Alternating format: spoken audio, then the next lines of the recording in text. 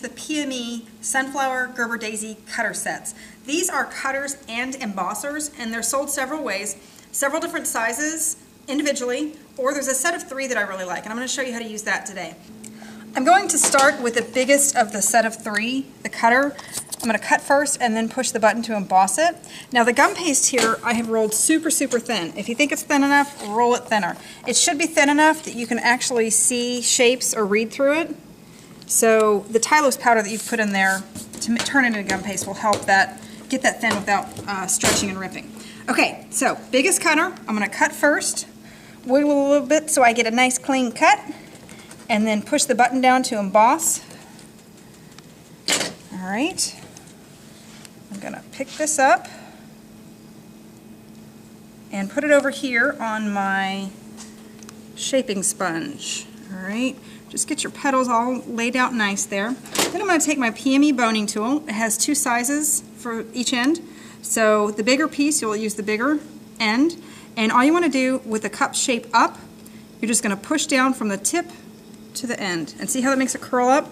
And what that does at the same time is it thins it out. So even though you think you've rolled it really thin, as we showed you before, the thinner the petal, the more realistic it's going to be. So as you layer these and frill them a little bit, you're going to have a more realistic look. If you cut them really thick, they just kind of look chunky and fake like cartoons. So just each petal you're going to want to separate and then curl up until you've gone all the way around the flower. And then once you've done them all, I've got one started over here. What I'm going to do is take just a little dot of water, just right there around the center, and then lay this in. All right, and you can kind of shape the petals a little bit. You know, they grow kind of odd, so you don't want everything laid out just right and perfect, so you can curl those up just a little bit more. So I've got 2 pieces of the biggest layer. So now I'm going to go ahead and go to the second size. That's the middle size of the set of 3. And I'm just going to do the exact same thing that I did with the bottom petals. So I'm going to cut first. Try to get it as clean as you can. And then emboss. If you're lucky enough, it'll pick it up. If your gum paste isn't too dry. And it's a little bit easier to handle. So I'm going to set this down on my sponge again. And you might want to go ahead and move to the smaller end of the boning tool. And then just the same action. You just want to curl it up. Curl it up, and we'll move through this a little more quickly. Just the same action as the same thing you did on the first layer.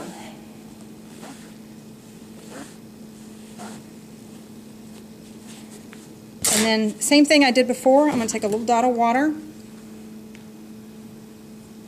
then just place that in.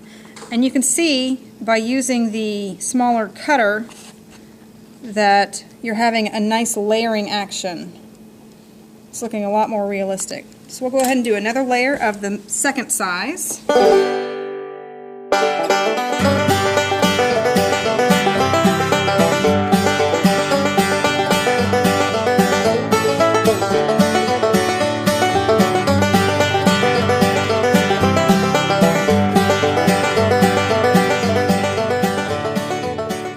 Second petal finished, and then same thing, a little dot of water.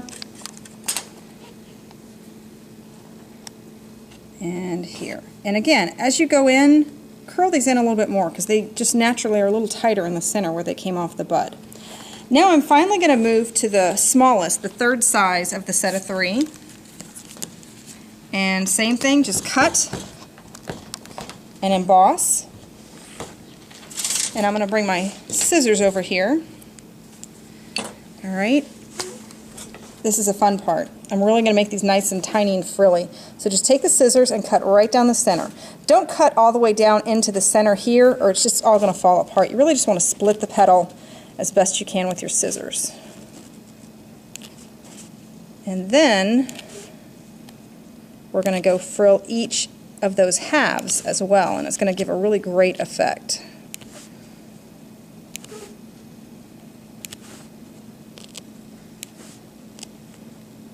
And last one. Alright, now, obviously using my small tool, split these as best you can before you frill them, but using the small end, you're going to frill, frill, frill. See how much these come up nice as opposed to the ones that are like whole. When they're split, they feel even nicer. All the way around. And again, you can do these twice if you want more curl to them. And there we go. You can even flip this over if you want and kind of help it curl in as well. Now, same thing, I'm going to take a little dot of water and just to layer it in, put that right in the center. So if you want to, you could even take your scissors and curl this in just a little bit more, help it along. Now to finish this off, to make it look more like a daisy rather than just a pile of petals, I'm going to make a daisy center. So to do this, I'm going to use the daisy center stamp set. These are all the same design, have a nice design in the center of them, but they're all different sizes, so just depending on what size daisy you're using. Also work really great as buttons. If you have a seam in the back of a cake that you want to kind of button up, this works really great. So just a little bit of powdered sugar in your stamp, and I'm just going to shake out the excess. And then a little bit of your gum paste you can push right down in there. Alright. Now I'm going to leave this a second and show you a trick. It comes out pretty nicely if you have a powdered sugar. Let me just go ahead and flip that out for you so you can see the detail on it. Okay, that looks nice. I'm going to turn this back over into the mold just a second so I can show you how to wire this. Now I've got just a nice firm wire over here. I'm going to bend the end a little bit, just in a little shepherd's hook kind of thing, so that it grabs into the center without sliding back out. Now what I'm going to do, let me light my little torch here. I'm actually going to heat this wire up and stick it down into the center of the stamp. Be very careful. No kidding around with fire. So you can see this is going to get nice and red hot. Alright, and then it's just going to go right down into the center of the stamp here and set up almost instantly. Okay, what I'm going to do is get a little dot of water, same as I did when layering the petals. I'm just going to put it right in the center of the daisy there. Now this flower forming cup that I'm using, you'll notice has a hole in it. Naturally this one does too. So I'm just going to wire the end of the wire down, find that center, and then thread it through. And then as it comes down, that center is going to sit right on that little dot of water. And now you're going to have a nice wired flower. So we've gotten as far as letting our flower dry in this shape after the center's been inserted. So I can just take it out of the flower former here, and it's nice and firm. Okay, over here what I've done is I made a green center very similar to the one I did over here by splitting the petals, and I shaped that up. What I'm going to do here is flip my flower over, and it's nice and dry, so I'm not worried about it holding its shape. I'm going to take my green center, place the wire right through it, let it fall down the wire, nice and gentle. To attach it, what I'm going to do, I took a little bit of the same green fondant and then just thinned it down with water, and I've kind of made it like a paste. If you can see this consistency here, it's a little bit thick. It's kind of like a glue, so it's just fondant with water until it's a paste. A little bit here to glue it. This helps better than water. After your gum paste has dried, it might not stick as well with just water. So making yourself a little gum glue is very helpful. So once that's on there, you just stick it to it, and then it will fall down into shape. All right, you can hold that there a little bit to help it keep its shape, but that adds a little bit of greenery to it.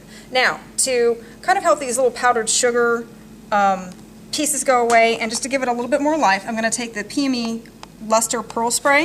It's just like almost like an aerosol can that you can just give your flower a little bit of life.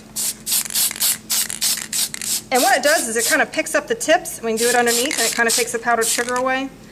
It just gives it a little bit of life and luster, and it picks up little details. It doesn't spray the whole thing. It just kind of sprays the tips and catches some detail in there. One thing I do want to mention about wire is it shouldn't go directly into your cake. You should coat it in some way. There's several ways to do that. You can wrap it with floral tape and just make sure there's no ends exposed, or you can brush the whole thing with a chocolate or white chocolate. That'll keep it contained. Another thing people do, especially when they have sprays, is you can take straws or coffee stirrers and put a little bit of royal icing down in there and then stick your wire in that, let it dry, and it's going to keep it contained. But just remember, your wire should never be touching cake. So that's the finished flower. Have a good time with it.